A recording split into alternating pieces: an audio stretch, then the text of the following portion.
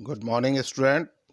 आज हम पढ़ रहे हैं क्लास 12 अकाउंट्स के अंदर यूनिट सेकंड का चैप्टर साझेदारी फर्मों के लिए लेखांकन के अंदर टॉपिक आहरण एवं आहरण पर ब्याज। तो स्टार्ट करते हैं कि आहरण क्या होता है और आहरण पर ब्याज की गणना कैसे की जाती है और इसको निकालने के लिए क्या क्या विधियां हैं। तो हम स्टार्ट करते हैं आहरण से। आहरण के स्वामी द्वारा निजी प्रयोग के लिए व्यवसाय से निकाली गई पूंजी को आहरण कहते हैं। तो जैसा आप जानते ही हैं कि आहरण क्या होता है कि जब व्यापार का स्वामी व्यापार से अपने निजी प्रयोग के लिए कोई भी धन या माल निकालता है तो वो आहरण कहलाता है। और आहरण पर ब्याज जो साझेदार होते हैं उनके द्वारा फर्म को दिया जाता है। यानी जो आहरण पर ब्याज है एक तरह से फर्म के लिए लाभ होगा और यह जो लाभ है इसे साझेदारी फर्म के लाभानी नियोजन खाते के अंतर्गत क्रेडिट पक्ष में दिखाया जाता है। आहरण पर जो ब्याज की गणना की जाती है वो एक निर्धारित ब्याज की दर से और निश्चित समय अवधि में की जाती है। यानी कितने समय के लिए कितनी राशि हमने आहरित की और उस पर ब्याज की दर क्या है। तो जो आहरण पर ब्याज की गणना की जाती है उसको निकालने के लिए या आहरण पर ब्याज की गणना करने की प्रमुख दो विधियां हैं, एक गुणनफल विधि और दूसरी साधारण विधि, प्रोडक्ट मेथड और सिंपल मेथड। तो हम पहले प्रोडक्ट मेथड की बात करते हैं कि प्रोडक्ट मेथड या गुणनफल विधि जो है उसका प्रयोग कब किया जाएगा, यानी वो कौन सी कंडीशन होगी जब हम गुणनफल विधि का प्रयोग करेंगे, उसके अंदर क्या सूत्र है। तो स्टार्ट करते हैं गुणनफल विधि को। तो इस विधि के अंतर्गत प्रत्येक आहरण की गई राशि की उसके प्रयोग की जाने वाली अवधि से गुणा किया जाता है और अंत में गुणनफलों का कुल योग ज्ञात किया जाता है। तो इसके अंदर क्या करते हैं कि हमने जब भी कोई व्यापार से पैसा निकाला, यानी साझेदार ने जब भी कभी किसी अवधि में व्यापार से पैसा विड्रॉ किया तो उस पैसे का यानी उस आहरण का प्रयोग चालू वित्तीय वर्ष में उसने कितने माह किया उस माह से उस राशि का गुणा कर दिया जाता है। इस तरीके से पूरे वर्ष के दौरान साझेदारों द्वारा कब कब आहरण किया गया और उसकी अवधि क्या रही, उससे उसका गुणा करके प्राप्त गुणनफलों का जो भी मल्टीप्लाई करके जो भी हमारे पास प्रोडक्ट आएंगे उस प्रोडक्ट का टोटल किया जाता है और टोटल कर कर उस पर आहरण पर ब्याज की राशि की गणना की जाती है।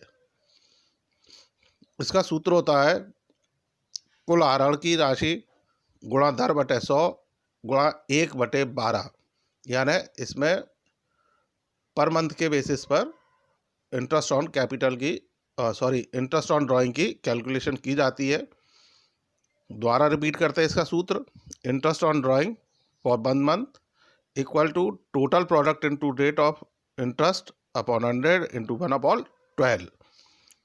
इसको पता करने के लिए कि कब हम इस विधि का प्रयोग करेंगे, सबसे सिंपल तरीका होता है कि जब भी आहरण की राशि असमान हो, आहरण का समय असमान हो और आहरण करने का जो समय अंतराल है इंटरवल होता है वो भी असमान हो, यानी ना तो इसकी कोई निश्चित तिथि को ये आहरण किए गए हों, न राशि निश्चित हो और ना ही इनका जो आहरण करने का बीच का समय है वो भी निश्चित नहीं होता, तब हम इस विधि का प्रयोग करते हैं, या ये कह सकते हैं कि ये इसकी विशेषताएं हो गई।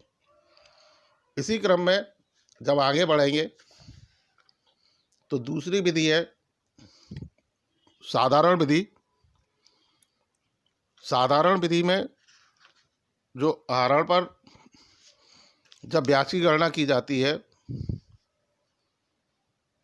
तो उसमें हमारे कुछ नियम हैं, उन नियमों का हमें पालन करना होगा, उन नियमों को, उन रूल्स को हमें फॉलो करना होगा, ध्यान में रखना होगा। जैसे गुणनफल विधि की विशेषताएं थी, उसी तरह से साधारण विधि की विशेषताएं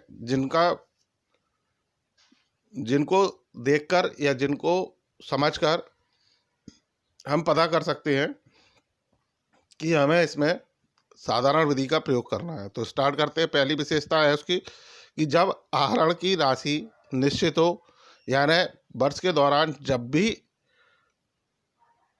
आहरण किया जा रहा है, हमेशा एक ही राशि विड्रॉ की जा रही है, यानी एक ही राशि, एक जैसी राशि का ही प्रयोग हर बार साझेदार अपने व्यापार से आहरण के रूप में निकालने के लिए करते हैं।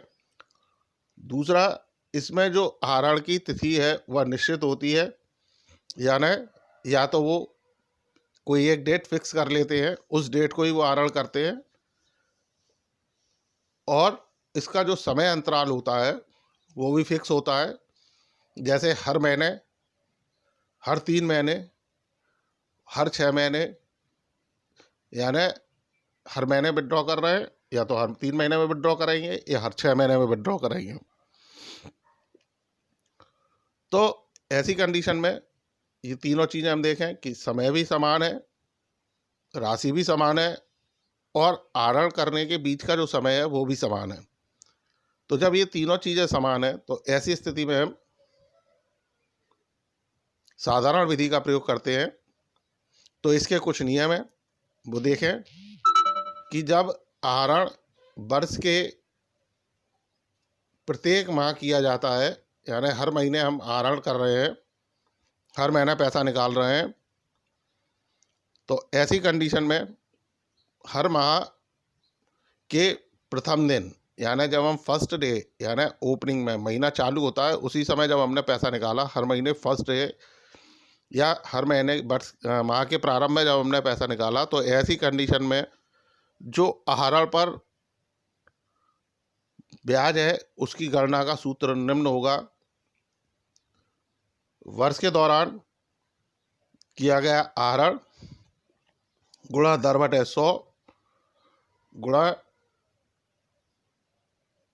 6.5/12, यानी जब हम माह के प्रथम दिन आहरण करते हैं तो हम 6.5 महीने का इस पर इंटरेस्ट ऑन ड्राइंग कैलकुलेट करते हैं, निकालते हैं। इसी क्रम में जब आहरण माह के मध्य किया जाता है, हर महीने के मध्य में जब हमने आहरण किया, तो उस स्थिति में जो हमारा आहरण पर ब्याज का सूत्र होगा वो होगा interest on drawing equal to total drawing into rate upon 100 into 6/12। यानी जब हम माह के मध्य में आहरण करते हैं तो हम 6.5 महीने का इस पर 6 महीने का ब्याज निकालते हैं।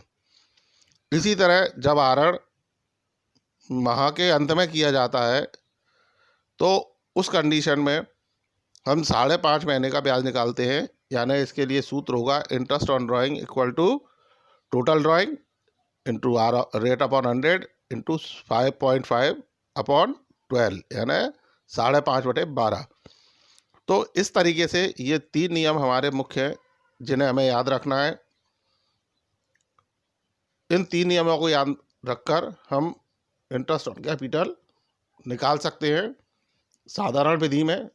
साधारण विधि की पहचान मैंने आपको बताई दी, एक बार और रिपीट करते हैं कि जब आहरण की राशि समान हो, आहरण की तिथि समान हो और आहरण का जो समय अंतराल है वो समान हो, तो ये इसकी विशेषताएं हो जाएंगी